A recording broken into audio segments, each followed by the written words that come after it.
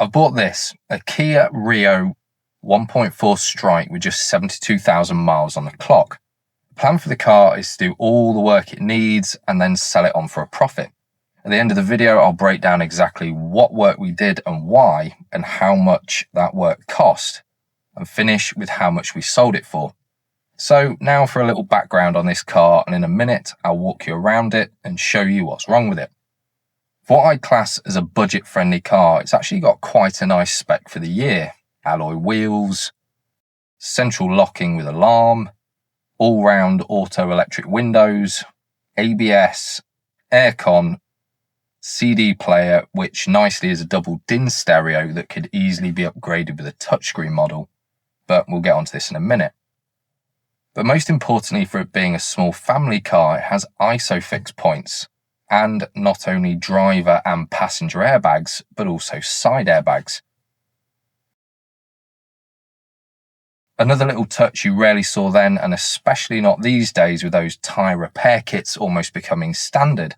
Not only is a spare wheel a full-size wheel, it's also a matching alloy with, luckily for us, a brand new tyre.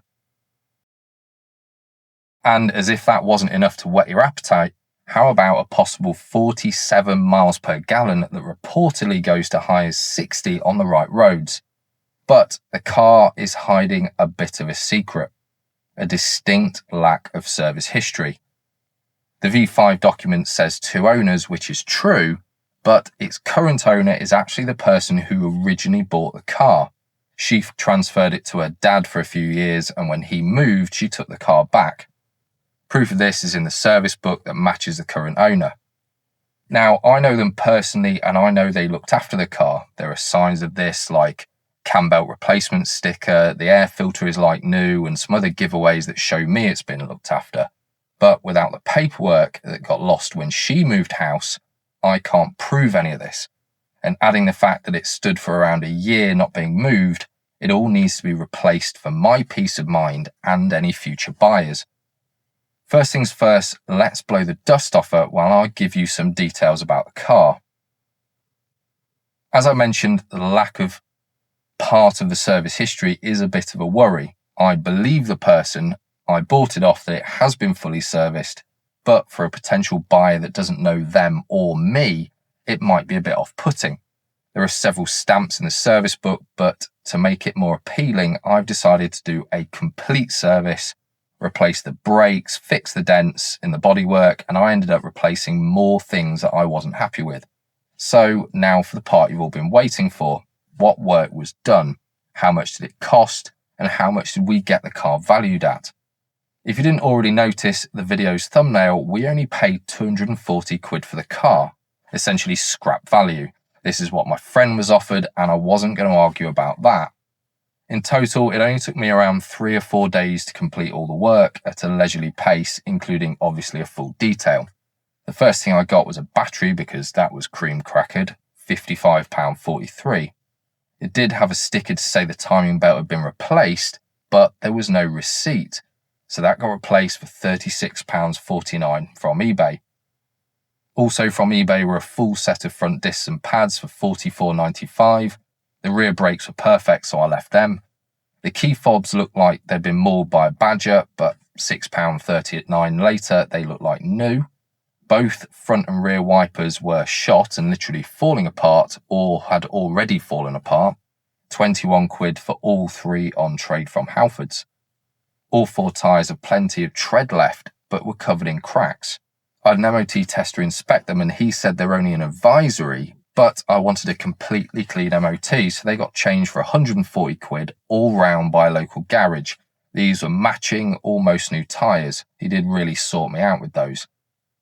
At the same time, the wheels looked a bit tatty, so a quick sand and repaint. I already had the paint, but that would have probably been around 15 quid if I needed to buy it. They do look a lot better for it. Another thing that he spotted was the front subframe looked a little bit rusty. Then he changed his mind and said it was fine, but I agreed with him. I brushed it down and coated it in hammerite. In total, probably around 5 quid's worth of paint.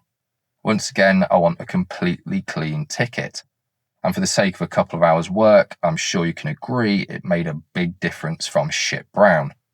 While I was there, I didn't like the look of the bushes on one of the wishbones, so I got a new pair for £75.38 and threw some bottom ball joints on at the same time for good measure, £25.51. If an MOT tester starts to find faults, they tend to look a little bit harder and find more. It does pay to get the obvious work done so they can see that it's been cared for. The bodywork possibly didn't need doing, but I don't like dents, so £71.46 left my bank account, and as if by magic, the dents were gone. Right, the last thing, and by far the biggest, was the full service.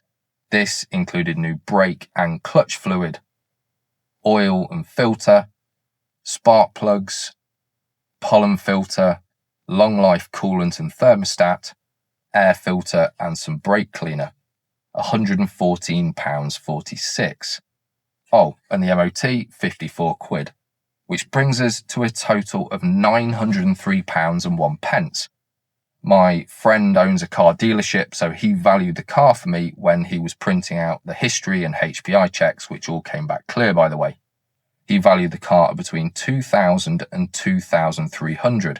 So that means I'll make between £1,100 and £1,400, give or take a couple of quid. Not bad for 4 days' work, and someone will get a brilliant low mileage car with absolutely no work needing to be done to it for a very long time. It does show that even after the used car market was picked clean after COVID, you can still find a bargain. But do make sure you inspect it, because repairs can easily ramp up, as they did with this one. If you can't do the work yourself, then this could have been a very expensive car.